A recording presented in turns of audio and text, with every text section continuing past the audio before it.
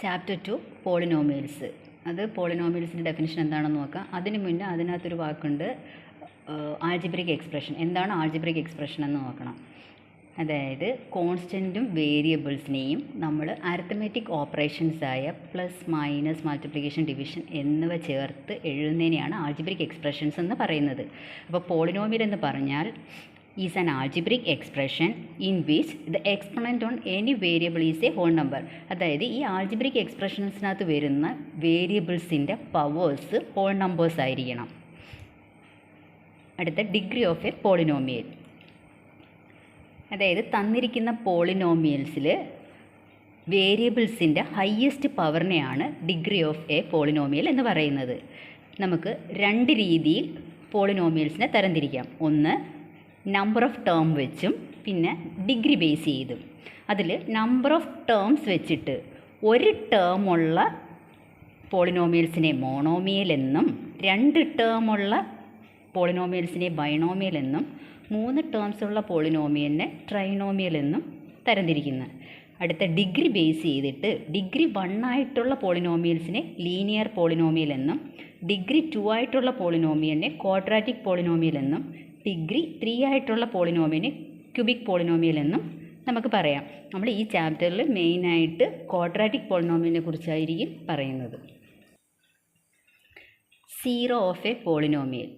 അതായത് നമുക്കൊരു പോളിനോമിയൽ തന്നു കഴിഞ്ഞാൽ അതിൽ നമ്മൾ എക്സ് എന്നൊരു വേരിയബിളിൻ്റെ പോളിനോമിയൽ ആയിരിക്കും. അതിനെയാണ് നമ്മൾ പി ഓഫ് എക്സ് എന്ന് ഡിനോട്ട് ചെയ്യുന്നത്.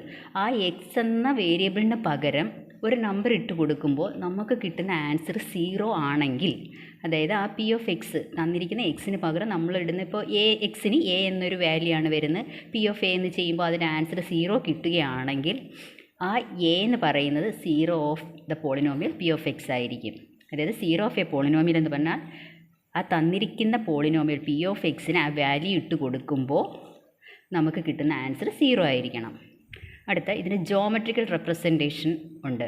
അതായത് ഡിഗ്രി 1 ആയിട്ടുള്ള പോളിനോമിയൽസിനെ നമ്മൾ ലീനിയർ പോളിനോമിയൽ എന്ന് കഴിഞ്ഞ ഭാഗത്ത് പറഞ്ഞായിരുന്നു. ആ പോളിനോമിയലിൻ്റെ ഗ്രാഫ് ഒരു സ്ട്രെയിറ്റ് ലൈൻ ആയിരിക്കും. ഇത് എക്സാമിനൊക്കെ ചോദിക്കാൻ സാധ്യതയുണ്ട്. അതായത് the graph of A linear polynomial എന്താണെന്ന് ചോദിച്ചു കഴിഞ്ഞാൽ അതൊരു സ്ട്രെയിറ്റ് ലൈൻ ആയിരിക്കും. അത് എക്സ് ആക്സിസിൽ ഒരു പോയിൻറ്റിൽ കട്ട് ചെയ്യൂ. അതായത് അതിൻ്റെ നമ്പർ ഓഫ് എക്സ് ആക്സിൽ കട്ട് ചെയ്യുന്ന പോയിൻറ്റ്സിനെയാണ് നമ്മൾ 0 ഓഫ് എ പോളിനോമിയൽ എന്ന് പറയുന്നത്. അപ്പോൾ ഒരു പോയിൻറ്റിൽ കട്ട് ചെയ്യുന്നതുകൊണ്ട് the number of 0 of the polynomial is 1. Next quadratic polynomial. അതായത് നമുക്ക് തരുന്ന polynomial ax² + bx + c a ≠ 0. അതിൽ ആ പോളിനോമിയലിന് നമ്മൾ വരയ്ക്കുന്ന ഗ്രാഫ് എന്ന് പറയുന്നത് ഒരു പരാബോള ആയിരിക്കും. The graph of A quadratic polynomial is A parabola. അത് ഓപ്പൺ അപ്വേഴ്സ് ആയിരിക്കും. എപ്പോഴെന്ന് പറഞ്ഞാൽ ഈ തന്നിരിക്കുന്ന എയുടെ വാല്യൂ പോസിറ്റീവ് ആവുകയാണെങ്കിൽ അത് ഓപ്പൺ അപ്വേഴ്സ് എന്നും, അത് എയുടെ വാല്യൂ നെഗറ്റീവ് ആവുകയാണെങ്കിൽ അത് ഓപ്പൺ ഡൗൺവേഴ്സ് എന്നായിരിക്കും. പരാബോള എന്ന് പറയുന്നത് ദാണ്ട് ഈ ഒരു ഷേപ്പ് ആയിരിക്കും.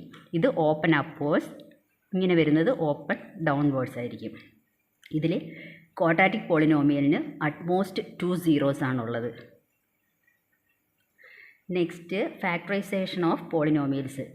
അതായത് നമ്മളിത് 9th പഠിച്ചിട്ടുള്ളത് തന്നെയാണ്, സ്പ്ലിറ്റിംഗ് ദ മിഡിൽ ടേം ഉപയോഗിച്ച് പോളിനോമിയൽസിനെ ഫാക്ടറൈസേഷൻ ചെയ്യുന്നത്. അത് ക്വസ്റ്റ്യൻസ് ചെയ്യുമ്പോൾ നമുക്ക് പറയാം. Next relationship between zeros and coefficients of a polynomial for quadratic polynomial. ഇവിടെ നമുക്ക് ഒരു ക്വാഡ്രാറ്റിക് പോളിനോമിയൽ തരും. എന്നിട്ട് അതിൻ്റെ റിലേഷൻഷിപ്പ് വെരിഫൈ എന്ന് പറഞ്ഞ് കോഎഫിഷ്യൻ്റ് ഓഫ് റിലേഷൻഷിപ്പ് വെരിഫൈ ചെയ്യാൻ കാണും. അതായത് alpha and beta are the roots of the quadratic polynomial ax² + bx + c.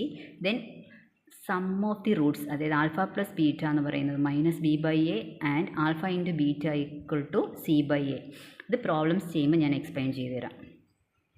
If alpha and beta are the zeros of A quadratic polynomial, അതായത് നമുക്ക് തരുന്നു ആൽഫയും ബീറ്റയും ഒരു ക്വാഡ്രാറ്റിക് പോളിനോമിയലിൻ്റെ സീറോസ് ആണെങ്കിൽ നമുക്ക് അതിൻ്റെ ഒരു ഇക്വേഷൻ ഫോം ചെയ്യാൻ പറഞ്ഞു കഴിഞ്ഞാൽ നമ്മൾ x² - alpha + beta × x + alpha beta, അതായത് തന്നിരിക്കുന്ന സീറോസിന് സം ചെയ്യുക, പ്രോഡക്റ്റ് ചെയ്യുക, എന്നിട്ട് ഈ ഇക്വേഷനിൽ അപ്ലൈ ചെയ്യുക. അതായത് x² - sum of zeros × x + product of 0.